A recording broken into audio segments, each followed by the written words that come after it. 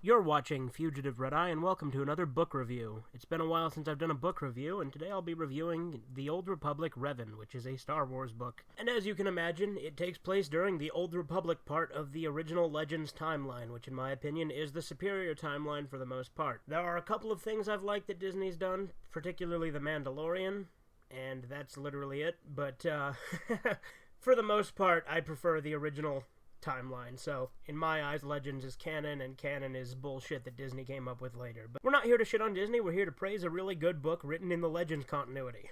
Fair warning, there will be spoilers for not only this book, but there will also be spoilers for Knights of the Old Republic and Knights of the Old Republic 2. Having not played the Old Republic, the MMO which this leads into, I don't know if there's spoilers for that. I don't think so, considering this is to give backstory to several characters and plot elements in that. But without further ado, let's jump in. So the Old Republic Revan is a story that bridges the gap between Knights of the Old Republic and Knights of the Old Republic 2 in the first half of the book. It explains what happened to Revan, the main character from the first game, and it explains, he got married with Bastila and they have a son. But then Revan starts having these crazy visions of this mysterious, strange, dark planet, which is later revealed to be the Sith homeworld of Dromund Kaas. Now, Dromund Kaas is where a lot of this book will end up eventually taking place. The book is primarily told from 3 points of view, with a few other points of view thrown in the mix. The 3 main points of view are Revan, the character from the first Knights of the Old Republic game, going on his adventure to find out why he's having these strange visions and try and find out some more about his past. The second point of view, and the most prominent one, is a character that was made specifically for the Old Republic, the MMO, and it's a character by the name of Lord Scourge. Now, Lord Scourge is actually a party member you can get with you in the Old Republic, which I find really cool. Because I really like Lord Scourge. He's a Sith Lord, so he's a pure-blooded Sith, and he's part of the Sith Empire. But he's also kind of an anti-hero. He switches alliances a few times in the story, which I'll get into a little bit more later. But ultimately, he is kind of slated as an anti-hero. Starting out primarily as a villain, but then slowly becoming more and more likable as the story goes on. The third point of view doesn't show itself until the second half of the book, although she is hinted at earlier on, and that's Meetra Surik. Now, if you don't know, Meetra Surik is also known as the Jedi Exile and was the main character of the second Knights of the Old Republic game. Again, with this book, it assumes you're going off their canon counterparts, meaning you're not going off your version you made in the game, you're going off the version that is actually canon to the Legends timeline. So, Revan being a male with the brown hair and the mullet, and having done the light side ending and getting married to Bastila. Whereas Meetra is a white-haired, blue-eyed woman, and also chose the light side path. So again, it's going on the canon versions of those games, which are things you can play out. Although from what I understand, there actually are a couple of retcons. In fact, there is one noticeable one in the book, being that HK-47, Meetra found his parts on a planet, and then rebuilt him that way, rather than him being on the Ebon Hawk when she woke up on it. Now granted, either way she still had to rebuild him, but the fact that she found him on a planet rather than finding his main components in the ship is a retcon. And from what I understand, if you go off the timeline of the Old Republic, they also elaborate that Meetra did train Brianna as well, which if you know anything about Knights of the Old Republic 2, it's impossible to train Brianna if you're a female exile. So that is a retcon where she has both Meetra and Mikal, which is impossible to do within the game itself. Another thing I really like that this book does is it explains how Canderous becomes the new Mandalore.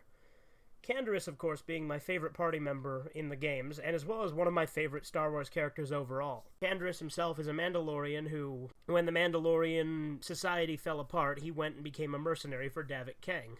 Canderous is the only one, really, who goes with Revan on his adventure, Canderous and T3M4, of course, being the two that go with him, on his adventure to try and find his past and to find whatever secret threat looms within this mysterious dark planet. That secret threat later being revealed to be the Emperor, who is much more scary than Palpatine as an Emperor, because this Emperor is kind of ethereal, and from what I understand in the game, actually has multiple host bodies, but that's not really in the book, but if you listen to it, you can kind of get why that happens later on in the game, because this takes place way before the game. By before the game, I of course mean the Old Republic. It takes place both between the 2 main games and then after them, leading up to the Old Republic.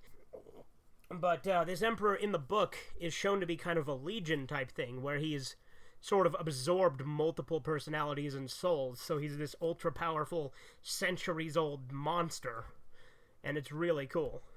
But anyway, throughout the story, you see Canderous gather up Mandalorians to try and track down this stuff and figure it out.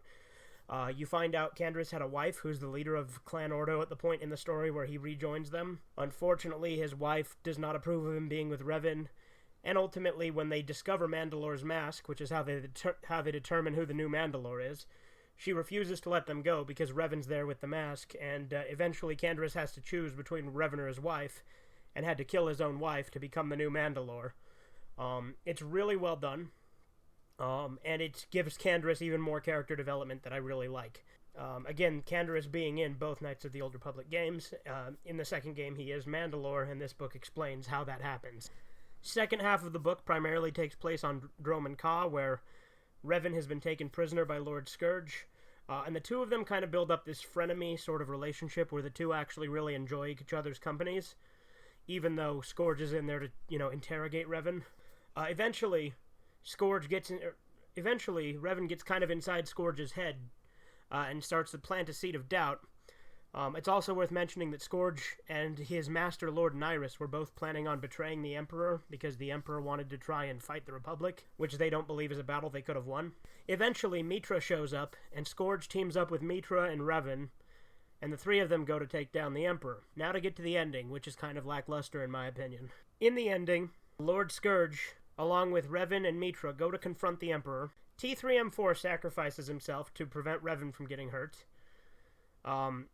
Mitra gets killed by Scourge, who betrays them not because he wanted to betray them, but because he had a Force vision that they would lose the fight. And he had another vision that if he were to betray them and work underneath the Emperor, he could bide his time, make the Emperor slow down his attack on the Republic, until the true hero, who's the main character from the Old Republic, could come and defeat the Emperor for real. So essentially, he did bad things for good reasons and is playing a double agent, and which is why he teams up with you in the Old Republic to bring down the Emperor. And the Emperor makes Scourge an immortal character, although apparently that immortality will go away if you defeat him in the Old Republic. Once you defeat him, Scourge becomes mortal again. But anyway, then there's the epilogue, which has Bastila and her grandchildren talking about Revan and how he must have saved the universe because they're all still there. Revan did not get killed by the Emperor, but instead gets imprisoned in stasis and is frozen in there for a while, and eventually Revan does actually make an appearance in the Old Republic during one of the DLCs.